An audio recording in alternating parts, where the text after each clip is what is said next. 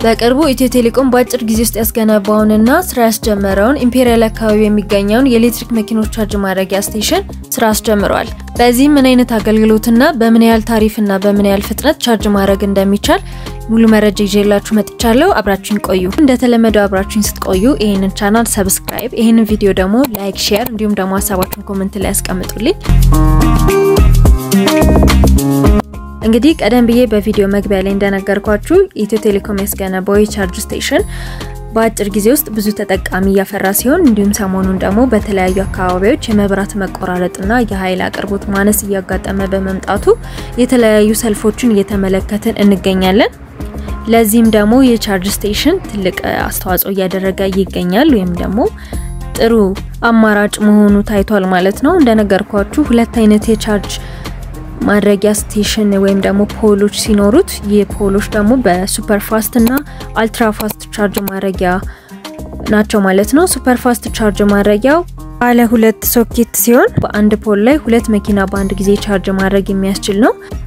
በአጠቃላይ 360 ኪሎዋት ኃይል ሲኖረው ለእያንዳንዱ መኪና 180 ኪሎዋት ቻርጅ ማድረግ ይችላል ማለት ነው። በአማካይ ለእያንዳንዱ መኪና ቻርጅ ያደርጋል። ከአንድ ሰዓት እስከ 2 ሰዓት የሚፈጅ ሲሆን ይሄንን ፉል ቻርጅ ለማድረግ በብር መጠን ደግሞ ከ200 እስከ 500 ብር ይፈጃል ማለት ነው ለይሄን ቻርጅ ፉል ቻርጅ ለማድረግ። እንግዲህ እዚህ ቻርጅ ስቴሽን ላይ የሱፐር ፋስት ቻርጀር 6 ፖሎች ወይም ደግሞ 6 አውታሮች ሲኖሩት ይሄም እያንዳንዱ እንደነገርኳችሁ ሁለት መኪና ቻርጅ ማድረግ ይችላል። በአጠቃላይ 12 መኪና በአንድ ጊዜ ቻርጅ ማድረግ የሚያስችል ነው ማለት ነው።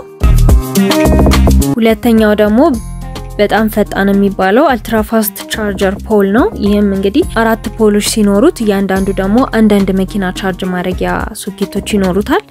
በእነዚህ ሶኬቶች ደግሞ በአጠቃላይ 600 ኪሎዋት ኃይል ማመንጨት ሲችል ይሄ አንድ መኪና ሙሉ አቅሙን በመጠቀም ቻርጅ ማድረግ ይችላል ማለት ነው። አንድ ቻርጀር ስላለው ወይም ደግሞ አንድ ሶኬት ብቻ ስላለው ሙሉ ኃይሉን በመጠቀም 600 ኪሎዋት መኪናው የሚችለው መንገድ ቻርጅ ማድረግ ይችላል ማለት ነው። ከ20 እስከ 30 ደቂቃ ፉል ቻርጅ ለማድረግ የሚፈጅበት ሲሆን እንደዚሁ ብሩን በአማካኝ ከ200 እስከ 500 ብር ይፈጃል።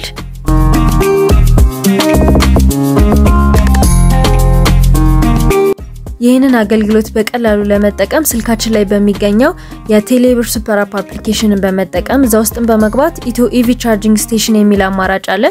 እሱን በመምረጥ ቀጥታ ከቴሌብራችን ወደ ኢትዮ ኢቪ ቻርጂንግ ስቴሽን ወደሚለው አማራጭ ብር ትራንስፈር እናደርጋለን። በቂ ገንዘብ እንዳለው ካረጋገጥን በኋላ እያንዳንዱ ፖል ላይ የኪውአር ኮድ ስካን ማድረግ ያለው ስካን በማድረግ ቀጥታ ቻርጅ ማድረግ እንዲጀምር ማድረግ እንችላለን። በተጨማሪም ደግሞ እዛው ላይ እንዳለ ምን ያህል ቻርጅ ያደረገ እንደሆነ በምን ያህል ሰዓት በምን ያህል ፍጥነትና በምን ያህል ገንዘብ ቻርጅ ያደረገ እንደሆነ እዛው ላይ መከታተል እንችላለን ማለት ነው። የምንፈልገው የቻርጅ መጠንም ላይ ሲደርስ ክፍያውን በማቆም ቻርጀሩን ወደ ነበረበት ቦታ በመመለስ ከመኪናችን ነቅለን መሄድ እንችላለን ማለት ነው። አንዳንድ ጊዜ የመብራት አገልግሎት መቋረጥ እንዲሁም ደግሞ በተለያዩ ምክንያቶች መኪናው ቻርጅ ማድረግ ሊያቆም ስለሚችል እዛው አፕሊኬሽኑ ላይ በሚገባ በመከታተል መቆምና ቻርጅ ያደረገ መሆኑን መከታተል ይኖርብናል። የቻርጅ ስቴሽን ማንኛውንም አይነት የኤሌክትሪክ መኪና ቻርጅ ማድረግ ይችላል። ሆኖም ግን በአንዳንድ ችግሮች ምክንያት አገልግሎቱ ሊቋረጥ ይችላል። በሚቋረጥበትም ጊዜ ቶሎ ብለን ችግሩን አውቀን ወደ መፍትሄ ልንሄድ ይገባል። ካልሆነ ደግሞ በባትሪው ላይ የተለያየ ችግር ሊያደርስብን ስለሚችል በዚህም ጥንቃቄ ያስፈልገናል። ስለ ኢቪ ቻርጅ ስቴሽን ያዘጋጀውላችሁ አጠር ያለ ቪዲዮ ይሄንን ይመስል ነበር።